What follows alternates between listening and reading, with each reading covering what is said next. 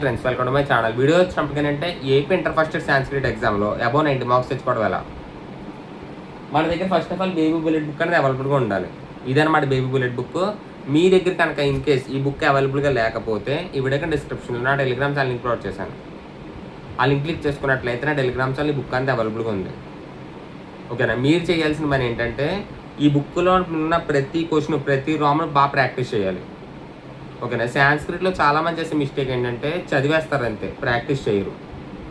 ఓకేనా. ఎవరైతే చదివి ప్రాక్టీస్ చేస్తారో వాళ్ళకే మంచి మార్క్స్ అనేవి వస్తాయి. అబౌవ్ 90 మార్క్స్ పక్కా వస్తాయి. ఊరికనే చదివేయడం, ప్రాక్టీస్ చేయకపోవడం ఇలా చేస్తే కనుక వచ్చే మార్క్స్ 50s 60s మాత్రమే. ఓకేనా. సో ఇక్కడ ఏంటంటే మనకి సాంస్క్రిట్ పేపర్ కరెక్షన్ ఎలా ఉంటుందంటే పెద్ద పెద్ద వర్డ్స్ నెల బాగా చూస్తాడు వాడు. ఓకేనా. ఈడీ పలానా వాడు కరెక్ట్గా రాశాడా, ఓకే కరెక్ట్గా రాసుంటే మార్కులు వేస్తాడు. ఓకేనా. సో మీరు తప్పు రాశారనుకోండి మార్కులు కట్ చేసేస్తాడు. ఓకేనా. అందుకని మీరు ఏం చేయాలంటే సాంస్క్రిట్లో పెద్ద పెద్ద వర్డ్స్ ఉంటాయి, పద్యబాగ్ గజ్జబాగ్లో ఉన్నాయి కదా. సో అందులో క్వశ్చన్స్ ఉంటాయి. ఆ క్వశ్చన్స్లో పెద్ద పెద్ద వర్డ్స్ ఏవైతే ఉన్నాయో అవి బాగా ప్రాక్టీస్ చేయండి. ఓకేనా. మీరు అవి ఎప్పుడు ఎంత ఎక్కువ బాగా ప్రాక్టీస్ చేస్తే మీకు అంత మీకే బెనిఫిట్. ఒక 5-6 సార్లు ప్రాక్టీస్ చేయండి ఆ వర్డ్స్ని. ఓకేనా. అండ్ లెటర్ రైటింగ్లో కూడా ఏవైతే పెద్ద పెద్ద వర్డ్స్ ఉంటాయో ఆ పెద్ద పెద్ద వర్డ్స్ వల్ల బాగా ప్రాక్టీస్ చేయండి. ఓకేనా. మీరు అలా చేశారనుకోండి, మీరు అలా ప్రాక్టీస్ చేశారనుకోండి వాడికి అక్కడే ఇంప్రెషన్ వచ్చేస్తుంది ఎగ్జామ్లో. ఓకేనా. ఎగ్జామ్లో మీరు ఆ పెద్ద పెద్ద వర్డ్స్ మీరు కరెక్ట్గా రాస్తారు పర్ఫెక్ట్గాని ఈజీగా మీకు మార్క్స్ పడిపోతాయి. ఓకేనా. చెప్తున్నాను కదా సాంస్క్రిట్లో ప్రాక్టీస్ చదివి ఎవరైతే ప్రాక్టీస్ చేస్తారో వాళ్ళకి అబౌవ్ 90. ఊరికనే చదివేయడం ప్రాక్టీస్ చేయకపోవడం ఉంటే కనుక 50s 60s వస్తాయి. ఓకే. అప్పుడప్పుడు 40 కూడా వస్తాయి మార్క్స్. ఓకేనా. ఎందుకంటే సాంస్క్రిట్ నాకు బాగా వచ్చు, ఈజీగా దులిపేద్దాం అనుకుంటాం, కానీ అక్కడ పీకిది ఏమి ఉండదు, డొల్ల కదా. సో అందుకని మీరు చదివి ప్రాక్టీస్ చేయండి. ఓకేనా. అండ్ ఇవి ఉన్నాయి ఏంటివి, శబ్దాస్ అనమాట. ఓకే. ఈ శబ్దాలు కూడా బాగా ప్రాక్టీస్ చేయండి. ఓకేనా. శబ్దాలు నెక్స్ట్ వచ్చినప్పటికి ఏంటంటే లెటర్ రైటింగ్లో ఏం ప్రాక్టీస్ చేయమన్నాను, మెయిన్గా పెద్ద పెద్ద వర్డ్స్ ఉంటాయి కదా, పెద్ద పెద్ద వర్డ్స్లో బాగా ప్రాక్టీస్ చేయండి. ఓకేనా. సరిపోతాయి. నెక్స్ట్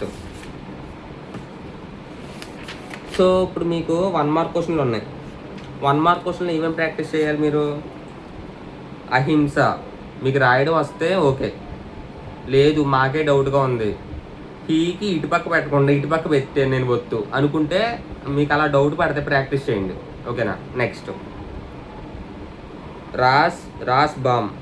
ఓకేనా. ఇది కరెక్ట్గానే ఉంది, ఈ వర్డ్ నేను కరెక్ట్గా రాయగలను అనుకుంటే మీరు ప్రాక్టీస్ చేయొద్దు. ఓకేనా. నెక్స్ట్ సో నెక్స్ట్ వర్డ్ వచ్చినప్పటికీ పవనహ. సో ఈజీగా పవనహ మనం రాసేయచ్చు. ఇలాంటి చిన్న చిన్న వర్డ్స్ మీరు ప్రాక్టీస్ చేయకపోయినా పర్వాలేదు, ఈజీగా మీరు ఎగ్జామ్లో అటెండ్ చేసేయగలుగుతారు. ఓకేనా.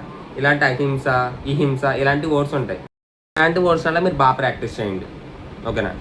ఎందుకంటే ఇప్పుడు హాకి అటుపక్క పెట్టాలి ఒత్తి ఇటుపక్క పెట్టాలి ఒత్తి అనే విషయం మీరే కన్ఫ్యూజ్ అవుతారు. ఓకేనా.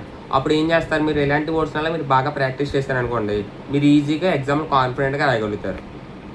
ఓకేనా. అది. అండ్ ఇంకొక విషయం ఏంటంటే ఎస్ఏ క్వశ్చన్లో. సో ఎస్ఏ క్వశ్చన్లో మనకి ఇక్కడ మీరు తెలుగులో రాయగలిగితే రాయండి, తెలుగులోనే మిస్టేక్స్ వస్తాయి అనుకుంటే నా మాట నేను ఇంగ్లీష్లో రాసేయండి. లేదు మేము ఇంగ్లీష్ అంతకన్నా దారుణంగా రాస్తాం అనుకుంటే తెలుగే బెటర్ మీకు. ఓకేనా. మీ మీద మీకు కాన్ఫిడెన్స్ ఉండాలి, మీరు తెలుగులో రాయగలరు ఇంగ్లీష్లో రాయగలరు అనే విషయం. ఓకేనా. నేను మిమ్మల్ని ఫోర్స్ చేయట్లేదు ఇంగ్లీష్లో రాయండి ఖచ్చితంగా. తెలుగులో మిస్టేక్స్ వస్తాయి అనుకుంటే ఇంగ్లీష్లో రాయండి, ఇంగ్లీష్లో అంతకన్నా మిస్టేక్స్ వస్తాయి అనుకుంటే తెలుగులోనే బెటర్. ఓకేనా. అది. సో నెక్స్ట్ ఏంటంటే మనకి ఎస్ఏ క్వశ్చన్స్లో సాంస్క్రిట్ వర్డ్స్ ఉంటాయి కదా, అవి చాలామంది చదవలేకపోతున్నారు. ఏమీ లేదు, చాలా సింపుల్ అనమాట. ఏంటంటే అక్కడ మనకి సో మీరు గజ్జబాగ్ లెసన్లు ఉంటాయి కదా, క్వశ్చన్స్ ఉంటాయి కదా, ఆ క్వశ్చన్సే మీరు ఇందులో ఎక్కించేస్తే సరిపోద్ది. ఓకేనా. సో ఆ క్వశ్చన్స్ కరెక్ట్గా మీకు 4 ఉంటాయి. ఆ 4 క్వశ్చన్లు మీకు 2 ఇస్తారు ఎగ్జామ్లో. ఆ రెండు క్వశ్చన్లు మీరు ఇక్కడ ఎక్కిచ్చేస్తారు ఈ ఎస్ఏ క్వశ్చన్ ఆన్సర్లో. ఓకేనా. రిమైనింగ్ 2 క్వశ్చన్లు ఉంటాయి, ఆ 2 క్వశ్చన్ మీరు బట్టి పెట్టాలండి అంతే. ఓకేనా. అది. సో మీరు 4 క్వశ్చన్లు బట్టి పట్టకుండా ఒక 2 క్వశ్చన్లు బట్టి పెట్టారనుకోండి, సో రిమైనింగ్ 2 క్వశ్చన్లు వాడు క్వశ్చన్ పేపర్లో ఇస్తాడు. సో ఆ క్వశ్చన్ పేపర్లో ఉన్న క్వశ్చన్లు ఎక్కించండి ఎస్ఏ క్వశ్చన్ ఆన్సర్లో. ఓకేనా. చాలా నీట్గా రాయండి. ఇప్పుడు ఇవి ఉన్నాయి కదా సాంస్క్రిట్ వర్డ్స్ ఉన్నాయి కదా, ఈ సాంస్క్రిట్ వర్డ్స్ హైలైట్ చేసి రాయండి, కొటేషన్స్ పెట్టండి. ఓకే. ఎలా చేశారనుకోండి మీకు ఈజీగా మార్క్స్ పడిపోతాయి. ఓకేనా, అదనమాట. సో ఒకసారి ఏ లెసన్లకి ఇప్పుడు మనకి రామాయణం అనే లెసన్ ఉంది.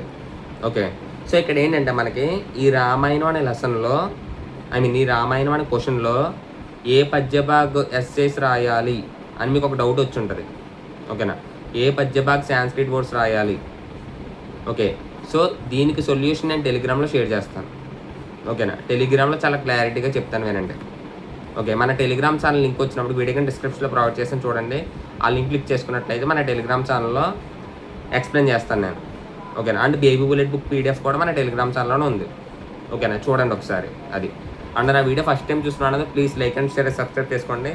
Thank you, bye.